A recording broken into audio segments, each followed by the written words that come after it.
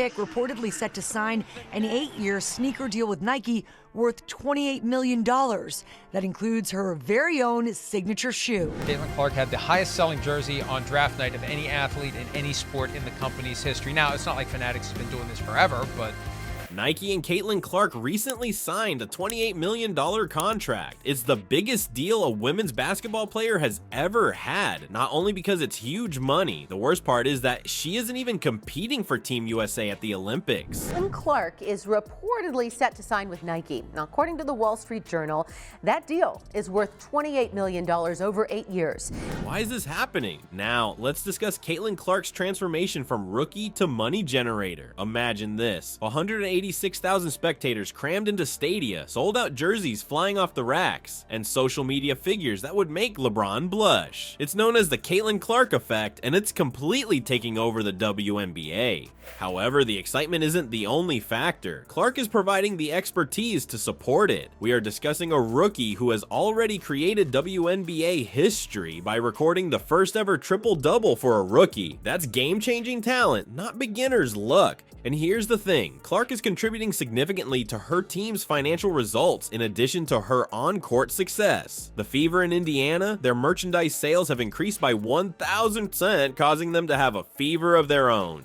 surprised me, and I think the WNBA this year, the ratings are going to be great, and the better she is, the higher that league is going to climb. Yeah. Caitlin Clark had the highest selling jersey on draft night of any athlete in any sport in the company's history. Now, it's not like Fanatics has been doing this forever, but Yes, you read correctly 1,000 times. Folks, that is not a typo.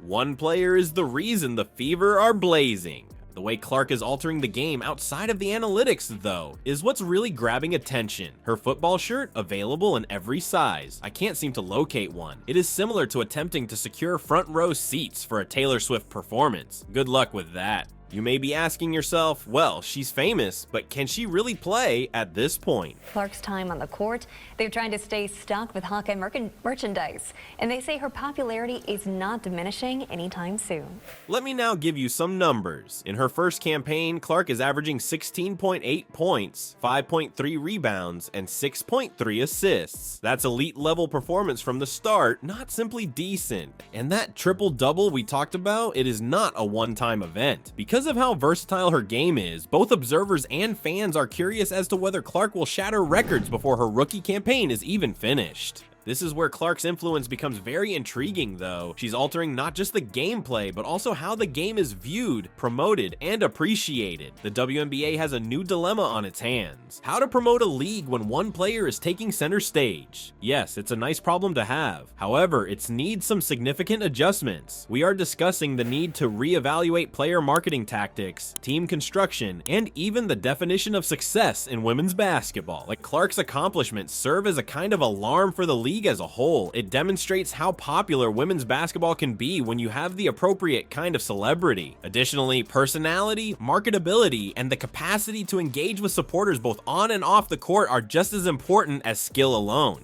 Consider it. Not only is Clark selling shirts, but she's also packing venues. She's fostering the emergence of an entirely new fan base, not merely gaining followers. She's a novice at it all, too. That is not typical. However, all of this accomplishment raises some difficult issues. How can the league strike a balance between helping its other brilliant players and promoting its newest superstar when a single player appears to have such a significant influence on both ticket sales and merchandise? In Eastern Iowa, Clark Fever jerseys are available both in the Cedar Rapids and Davenport Dick's Sporting Goods locations. This time through, I mean, we didn't have nearly enough in stock for just the regular jersey t-shirts and whatnot, and then it's just been non-stop orders. How can teams compete? WNBA executives are frequently plagued by questions like these at night. However, these are valid things to ask because they demonstrate how women's basketball is changing, expanding, and grabbing attention from the general public in ways it has never done before. Remember that this is only the beginning. Clark is still in her first year of play. She still has years to go to continue expanding the realm of women's basketball possibilities. What does all of this imply for the sport's future then? It signifies the start of a new era. Nevertheless, less. A day when women's basketball is a major event rather than only an afterthought, where athletes such as Clark have the opportunity to become well-known figures in the public eye as well as among sports fans. When you thought Caitlin Clark could not possibly grow any larger, Team USA unleashes a mind-blowing revelation that has fans everywhere. The choice, excluding Clark from the Olympic team. Yes, you did indeed hear that. This summer in Paris, the player who has been lighting up the basketball world will not be playing for the United States. You may be wondering, how is that even possible?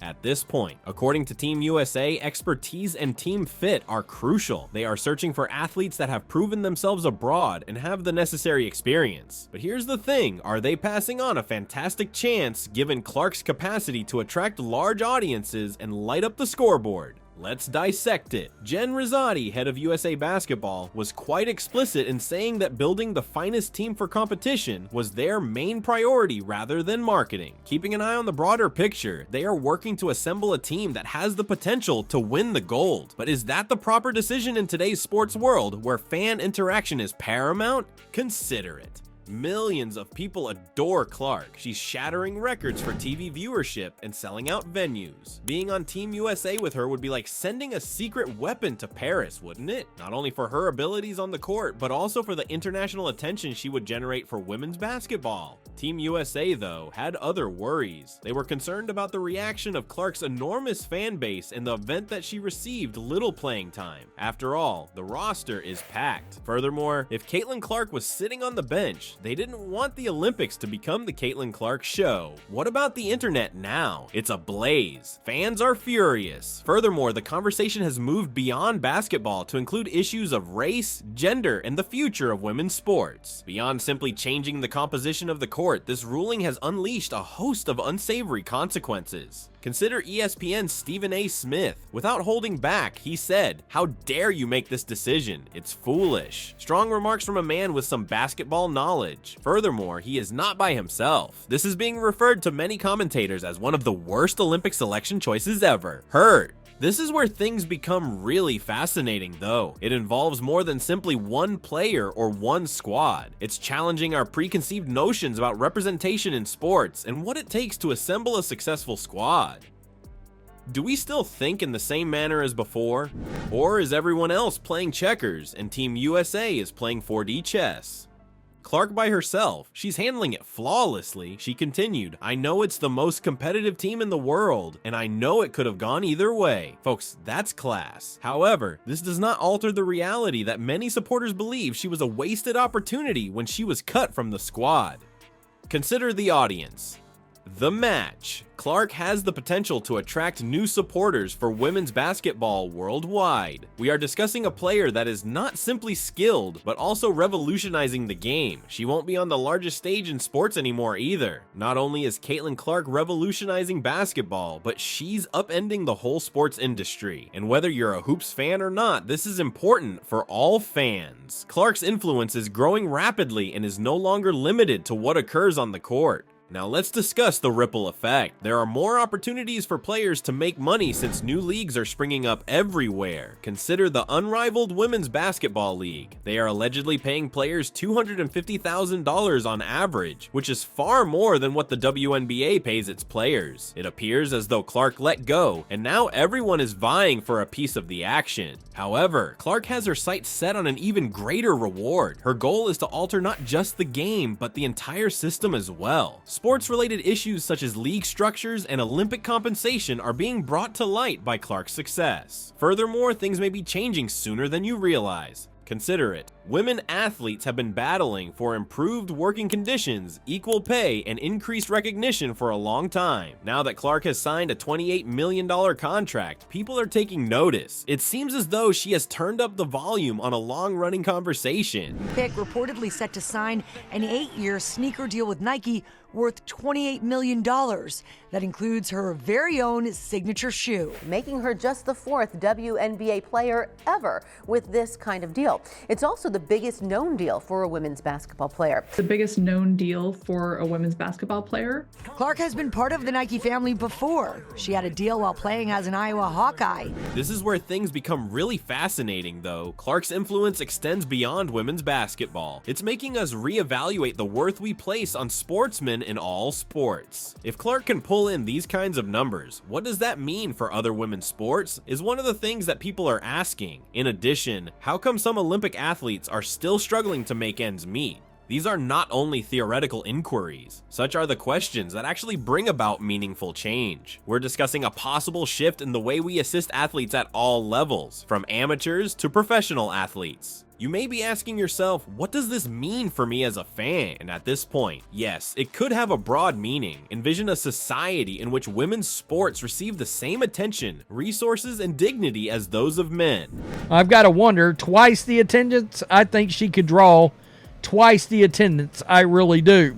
It benefits not just the sportsmen, but also the spectators. There will be more games to watch, celebrities to follow, and excitement in general. But let's not get carried away. There are still many obstacles to get across. The Olympic letdown we discussed earlier, and that's only the very beginning. There are deeply embedded beliefs and practices that must shift, and it's not always simple to adapt. Nevertheless, Clark's voyage is illuminating the possibilities. She is demonstrating that with the proper encouragement and platform, there is a sizable audience for women's sports, and those in positions of authority are taking notice. Men, women, black, white, whatever. It was like, wow, there's something special about her and what she does and, raising the game.